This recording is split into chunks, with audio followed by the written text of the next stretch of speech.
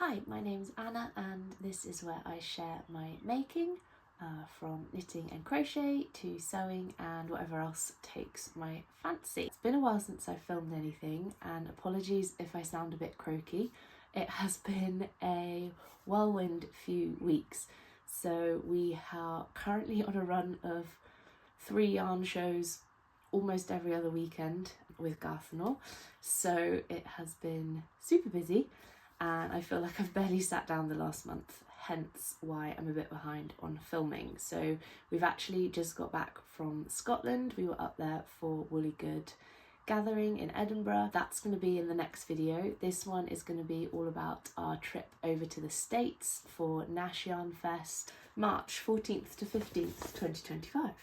So we flew from Heathrow over to Charlotte in North Carolina and then hopped on another flight over to Nashville in Tennessee, and we flew in on Wednesday evening. We then had the Thursday to just sort of settle in, get our bearings, and then Friday we set up the stand, and also it was the first day of the show. They had these really fun newspapers which were like the show programmes, so you can see there were quite a lot of vendors. This was sort of the main lounge area, so loads of seating, and this was where all the talks happened, and we were just here, booth number 12, so we had a great view of what was going on. So as I say, we set up the show on the Friday. Johnny and Sally from Garthenor had boxed up all the yarn and shipped it ahead of time, so that was waiting for us when we got there. Set up the booth, and we were both booth neighbours and also sharing an Airbnb with our friends Amanda and Alberto from Prada de Lana. So setup was good fun. We actually ended up popping out for breakfast partway through to a slightly unusual cafe, in that we showed up and in the middle of every table was a hot plate, and it was a cook your own breakfast. So some of the others ordered pancakes, so they were just bought a jug of batter, cook your own. I went for French toast, so I got a bowl of like egg, sugar, cinnamon mix and some slices of bread. So I was dunking them in and cooking them. Slightly bizarre, but good fun. And no one managed to burn anything, so that was a relief. And then headed back and finished setting everything up. And then Friday evening was the sort of welcome party. So there were slightly fewer people on the Friday evening, just having a nice shop. There was a really cool bluegrass band playing, and so that went on. It was quite a late finish for a yarn show. That went on till 9, and then we were back in on the Saturday for a full day of yarn show. It was the first year this event had happened, so it's organised by Kay and Anne and their whole team at Modern Daily Knitting, and they did such a good job. I feel like it just seemed like everyone was having a good time, vendors and visitors as well. It had a really nice atmosphere and we felt very looked after, so it made for a really lovely weekend.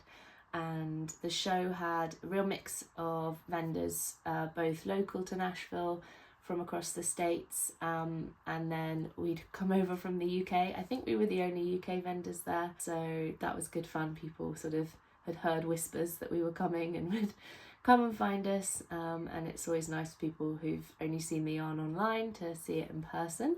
Johnny's recently respun all of the numbers range, so that's using all the heritage breeds, and it ranges from a lace weight through to an Aran weight, in all the natural colours, as well as some marls. Yeah, there's some really gorgeous shades that are new. So we've got cool toned and warm toned. There's some really lovely neutrals with Manx Lockton in them, which have this nice sort of caramelly tone to them.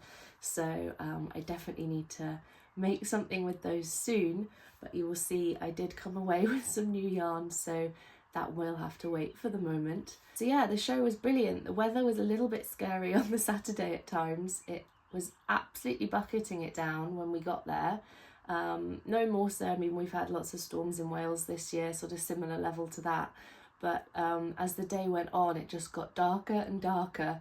And then everyone's phones and smartwatches started pinging with tornado warnings, which, being from the UK, not used to. So that was a little bit scary, but the organisers and the venue had it all under control and were keeping an eye, and thankfully the worst of the weather missed Nashville.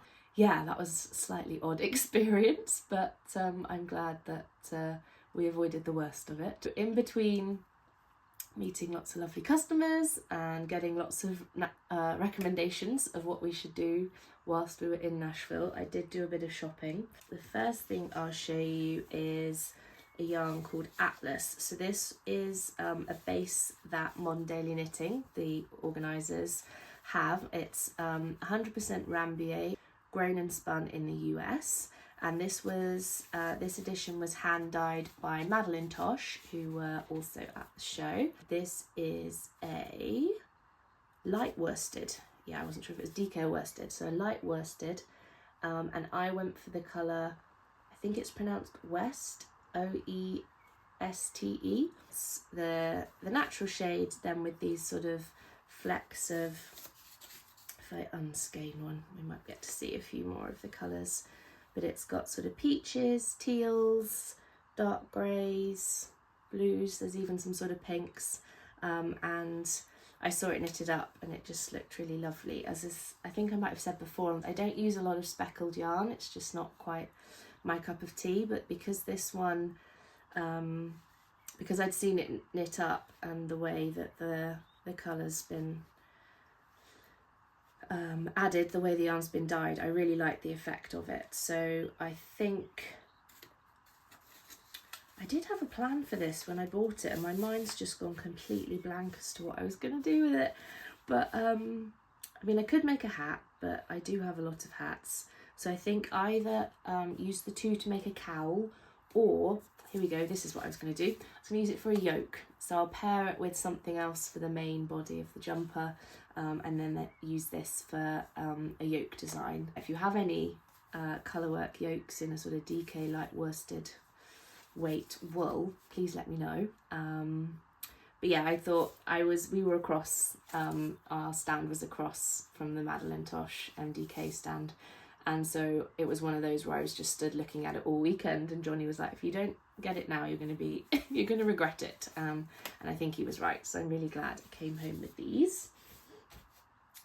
And then another thing that I was staring at across the hall all weekend was this gorgeous skein.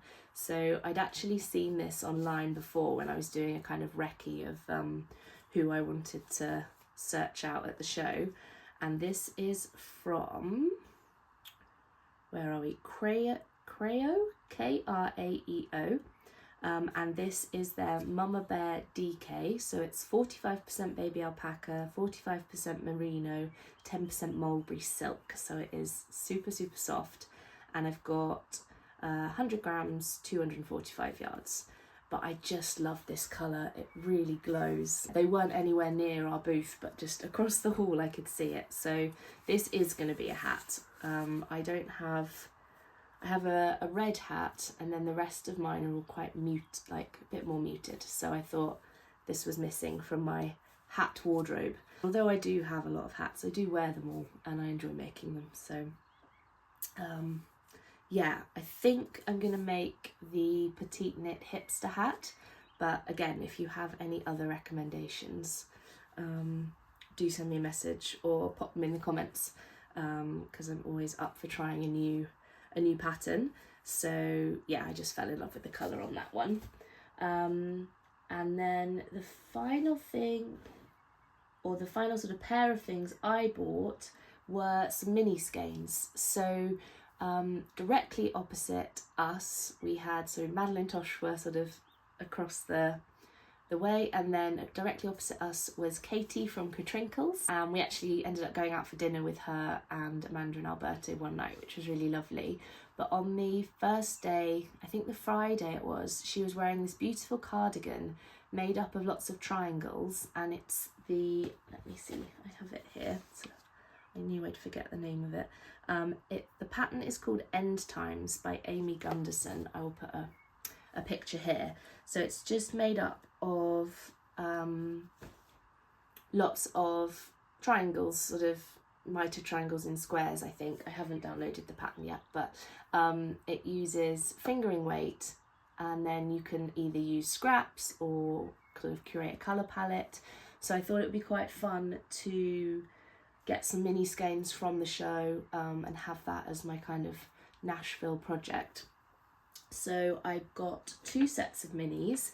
These are from a company called Bestio Fibre, and I think they were from based slightly north from where we were. I can't remember exactly, but these are 12 10-gram minis, and they're in these beautiful colours. So this set is called April Ice, and although it looks quite yellowy in the middle, which isn't normally my like go-to, there's pinks, oranges, and then some nice greens and sort of some speckles to tie it all together. Actually, I could open this now that I'm filmed it. I've been saving all these things to film the video, so I haven't actually opened this yet. So yeah, oh, there we go. You can see the colours a bit better. I'll try and do this without tipping them out. So I just thought they went so beautifully together, nice spring colours. Particularly liked, again, more speckles, but this one, and it kind of ties in really well with the hot pink. And then this one was the one that really caught my eye. Reminded me of like fruit, what are they called, Starburst sweets, like the orange and pink ones. So that was the starting point for that cardigan. I think what I'm going to do is do each square as sort of half a neutral, probably like a cream or an off-white, and then the other triangle, one of these coloured minis. So the other place I got minis from was Camellia Fibre Company. Now they are based in Nashville, they're a dye studio, and they had a beautiful stand, and they had what they called a mini bar, which I thought was a very clever name for it. So you could pick, I think it was five mini skeins, and then you got one free. So these are merino fingering 20-gram mini skeins. So I got this little bundle. So I don't have any of the colour names for these, but you can see they're sort of along a similar theme with the orange, pinks, greens, and then I also put in this sort of pale blue, just for something a bit different. I really love how they all go together. So I think, let's see if I can hold these all at the same time, that this will make a rather fun little spring cardigan and remind me of our Nashville trip. I did actually get one other thing from Camellia Fibre Company that I don't have here because I've already knitted and gifted it.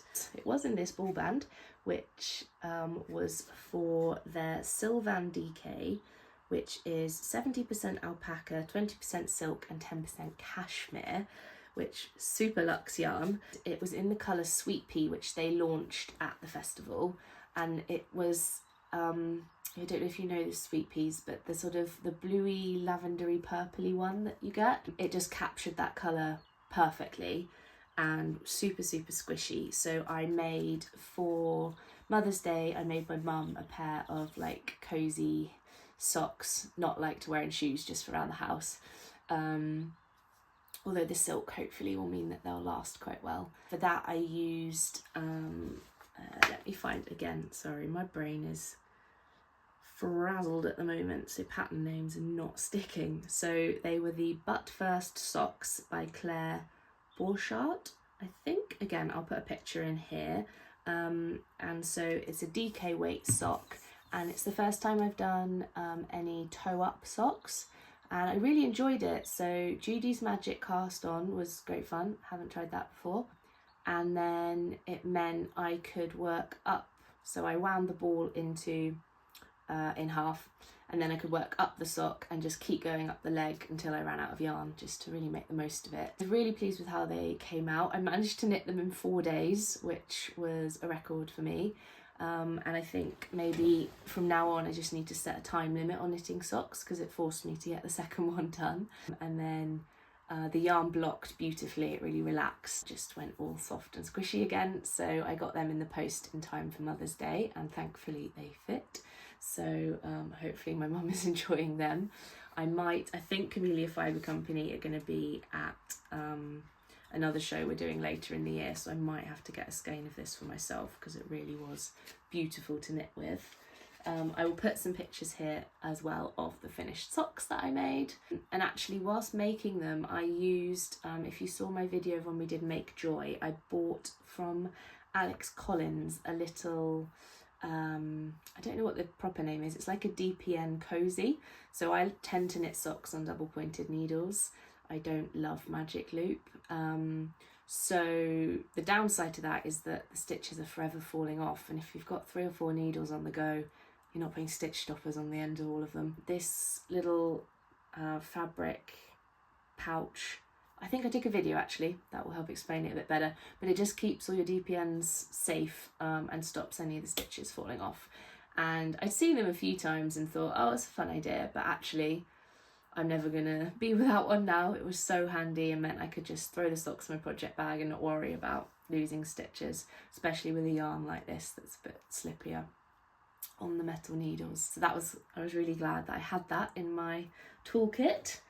And then I also got a few presents, which was very lovely. So what have we got here? Oh, so from MDK, in our little like vendor pack, we all got pin badges, which is really sweet. So hopefully you can see, if not I'll put a close-up in. This is an NYF vendor pin badge, so felt like you're part of a very exclusive club with this on. And then we also all had name badges, so this is their like branding, and actually it was really lovely because all the visitors wore them as well, and it meant that it was just really easy to start conversations with people. Did throw me a few times because people would come up and be like, hi Anna, can I ask you about such and such? And I'd be like, oh gosh, I don't think I've met you before, how do you know my name? And then remembered I was wearing this. So that yeah, threw me a few times, but it meant that it was really easy to chat to people. So that was a lovely idea from the organisers. And then these other bits were presents, as I say. So Della Q make project bags, and they were one of the sponsors of the show. And Johnny got me one of their bags. So it's in this really fun sort of semi-transparent mesh. I went for like the peachy colour, and it's got all these poppers. I don't know how well I'm showing you this. All these poppers along the top and at either end. So it's a big bag, you can fit a lot of yarn in, and then it's got pockets all around the edges and either end, and then you can sort of use these end ones just to make it a little bit smaller if you don't need the full width of it. And then these guys are great, particularly if you've got more than one colour or more than one, if you're holding 2 strands together or anything like that. You can kind of use the poppers and then have the yarn coming out between them so they don't get all tangled. I hope that makes sense. But yeah, and there's also even a zip pocket along the full width here, so you can keep everything nice and organised. And then the other thing that he grabbed me was from Katie at Katrinkles. I'd seen these on her Instagram before the show and loved them, so I really like pickles, and it's actually my nickname growing up. So these are a set of pickle stitch markers, so you can see they're all different shades of green, and then there's the wooden pickle jar, and I keep meaning to try it, but I think this one glows in the dark as well, which is extra fun. So he got me those stitch markers. And then Katie always does a little like souvenir tag stitch marker for the shows that she's at. So I have one of these from Rhinebeck 2024, and now I have the Nashville 2025 version. So that's got all the little music notes on it, as it is the home of country music. So that was lovely. And then finally, as we were packing up, Ethan from Refracted Light, let me get this right, Refracted Light Fibre Arts came over and very kindly gifted Johnny and I a skein of his yarn, which is this beautiful colour. It's called Teal, and he was telling us that it's dyed with indigo and pomegranate, which I've never heard of pomegranate being used before, but clearly it works because I love this colour. And this is 100% non-superwash merino, and there's 250 metres in 100 grams. So it's his Breland DK. And we'd seen him earlier in the show as we were looking round, and he's actually designed a pattern in the past in Garthenor yarn called the Rosie cotton shawl, and we've been meaning to reknit that sample because all the yarn's been updated and respun, so we need to get on that for the next shows. But he was really, really lovely, and we were looking at his stand, and it took me a while to realise that he naturally dyed everything because the colours were so saturated and bright, and not they're just a bit more unusual than the sort of what you traditionally think of as naturally dyed shades, and I guess that comes from using things like pomegranate. So that was so kind of him, so thank you very much, Ethan. I doubt you're watching this, but that was really lovely gesture.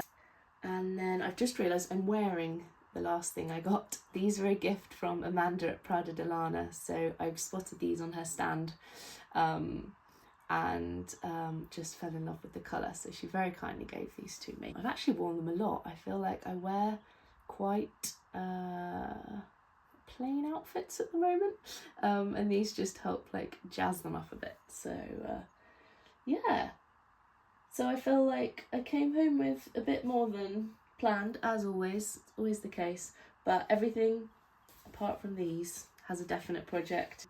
I did actually think that they go rather well with the with this skein, so maybe you do like a 3-colour jumper, so use these ones for maybe even stripes actually. Let me know if you have any thoughts on what I should do with these guys, but they would work quite nicely as a little duo. So yeah, we also got, somewhere here, I don't know where I put it, I have a pin badge. Here it is. Johnny went over to the merch stand and got himself a really lovely tote bag, and he got us some stickers, and then he got me one of the pins from the show. They had really lovely, I don't know who did the designs for them, but the like graphics and everything were just, I really enjoyed them. And this one was actually really handy. It had loads of suggestions of like things to do in Nashville as well as things about the show. That was all of my treats from Nash Yarn Fest. So thank you to the MDK team for having us, and thank you as always to the Garthenor team for letting me tag along. And yeah, hopefully we can do that show again. It was a lot of fun. We had a bit of downtime after the show, so obviously flying from the UK over to the States, just going for the weekend would be a bit much, so we made the most of being there and stayed on for a few extra days. So in that time, I'll put up a little montage of videos I took, but we went to Lane Motor Museum, which was kind of like a Chitty Chitty Bang Bang museum.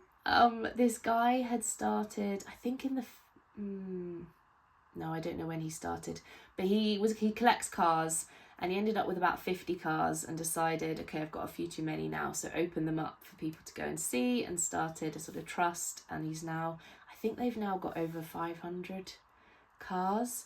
They have about 150 out on display at any one time, and it's the largest collection of European cars in America. I'm not super fussed about cars, but it was really good fun because they had sort of mad inventor type cars where only one had ever been made. They had micro cars, which were sort of one seat, and that was about it. They had cars they had a car from France that was converted during the war to run off coal because petrol was in short supply. So it had these huge tanks where you'd burn the coal and then it would run off the gas that produced. You'd have to stoke the coal fire every 30 minutes. And they do a demonstration every day, and the day we were there they were showing us a propeller driven car, so it was a sort of old sort of early 1900s car just with this giant wooden propeller on the front, and that's what powered it. They had a collection of 2 CVs, which was good fun to see. So yeah, it was bonkers, but it was really fun seeing all these different inventions. Sorry, I'm looking out the window because Basil is charging through the orchard with quite a large mouse in her mouth, so I'm not going to open the window and let her in. Sorry, Basil is my cat, our cat. That's going to sound really weird out of context. But yeah, that's her. Anyway, back to what we got up to. So we did the Lane Motor Museum. We then went into town and went to the building where the Country Music Hall of Fame is. And we didn't end up doing that because it wasn't cheap, and neither of us, we can appreciate country music, but we're not die-hard fans. So I'm not sure we'd have fully got the most out of that museum. But in the same building is Hat Show Print, who are a letterpress printers. So I booked us onto a tour there. So it was an hour long, and we got a sort of talk through the history of the company. So they started off in 1879. Yes, I did look that up just before the video. And they started just as a normal printers, printing posters and sort of advertising religious sermons and speakers that were coming to town and all that kind of thing. And then sort of grew and grew, and all advertisements at that time were done through posters and things. There were no TV ads or anything like that, so that was their bread and butter. And then I think around the recession and everything, all that business dried up a bit, so they were sustained by making wrestling posters. And then when the Grand Ole Opry, which was a sort of country music variety show, when that started up, their print room was opposite, so they worked on a lot of prints for they didn't work on prints for the Grand Ole Opry because the lineup changed every week, so you couldn't print it because it would change so regularly. But all of the music artists performing there needed posters for their individual shows and tours, and that's how Hat Show Print got into printing music posters, and that is what they are known for now. And they do a lot of sort of commemorative posters. So if you go and see an artist, nowadays they'll sort of have limited edition print runs, and a huge number of those are produced by Hat Show Print. So they were talking us through how they're sort of known for their specific typography and design style, and taking us through that design process, which was really interesting. Johnny was a graphic designer and I studied textile design, so that appealed to our brains. And they haven't actually updated so they have wooden type and metal type, and they haven't updated those since the 1950s when the last member of the Hatchett family died. So all their type is from pre-1950s. And so it's aged really nicely, especially the wooden type has lots of sort of nicks and dents in, and they leave them in, so all their prints have this really nice texture to them. And we were in this room and it was just wallpapered with all the prints they've done, from everyone from sort of Taylor Swift and Casey Musgrove and Mumford & Sons and Hosier and people now, right back to sort of one of Elvis's first ever tour posters, Dolly Parton, and sort of everything in between. It was just quite a hall of fame on the walls there. And as part of the tour we got to print our own poster. So this was the one that we got to print, which I will be finding a frame for very soon.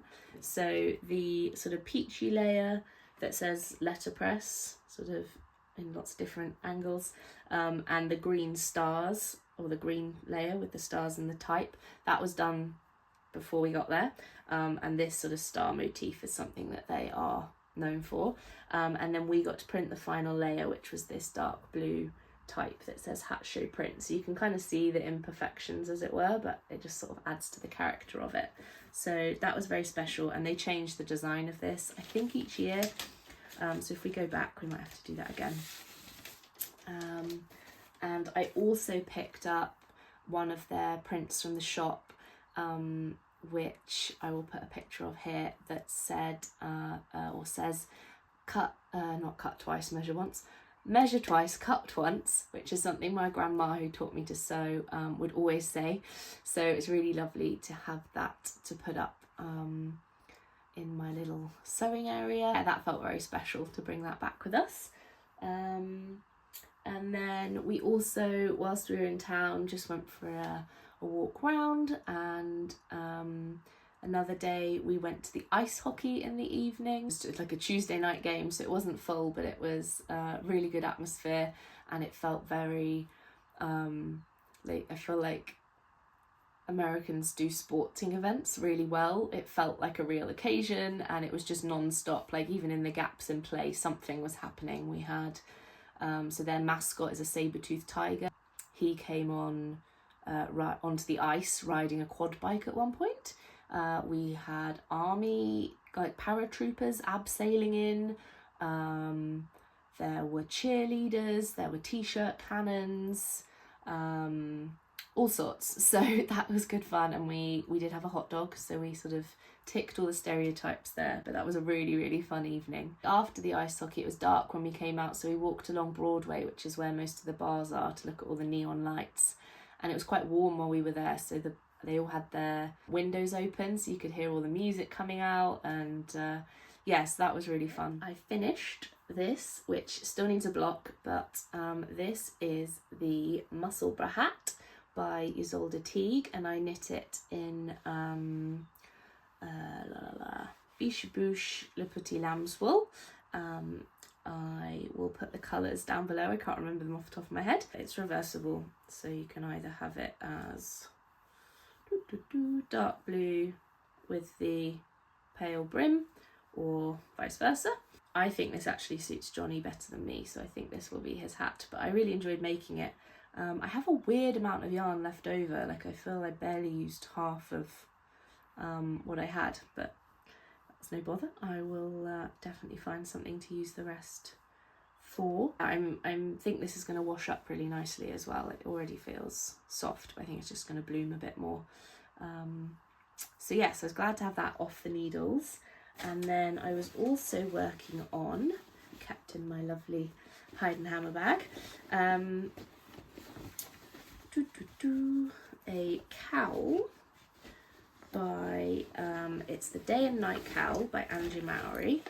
So I haven't got, oh, I'm halfway through a row. That's not very, I never leave stuff halfway through a row. Something must have happened and I just had to put it down. But it's this really fun stitch pattern using Harrisville, is it Daylights and Nightshades? I might have got those names very wrong. Again, I'll put them in the description. But it's I'm using these two, which we picked up when we visited Harrisville last autumn.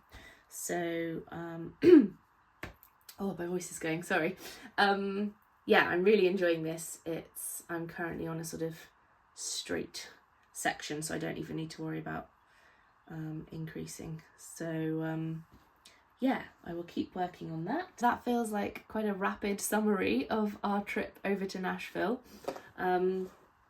There's one other thing I wanted to talk about, which was an event we went to in Bath, literally the day before we flew out. So we drove from the farm in Wales over to Bath to the Royal Crescent, where Carmen from A Yarn Story was hosting her luxury knitting retreat, and Johnny was asked to talk at that. So we went to the Roman Baths in the evening, and he gave a brilliant talk, not that I'm biased, on how he set up the mill, and that went down so well. There some really interesting questions and discussions afterwards. The setting of the Roman Baths was beautiful, if a little chilly. So we had a wonderful evening there, and then unfortunately had to rush straight off to the airport at an ungodly hour the next day. But it was lovely to see everyone from A Yarn Story again. For those of you who don't know, I used to work there, so it's always nice to catch up and see what they're up to. So we did that, then Nashville, then got back. Then the next weekend I was off visiting friends, and then last weekend we had Willy Good, and then we've got a couple of weeks, I think, and then Wonderwool. So it's all go. But I will be back soon with a video all about our trip up to Scotland, and also introduce you to the project bags I've been making. If you'd like to see them before that, they are over on my Instagram at Anna Untangled. Thanks very much for watching, and I'll hopefully see you soon. Bye.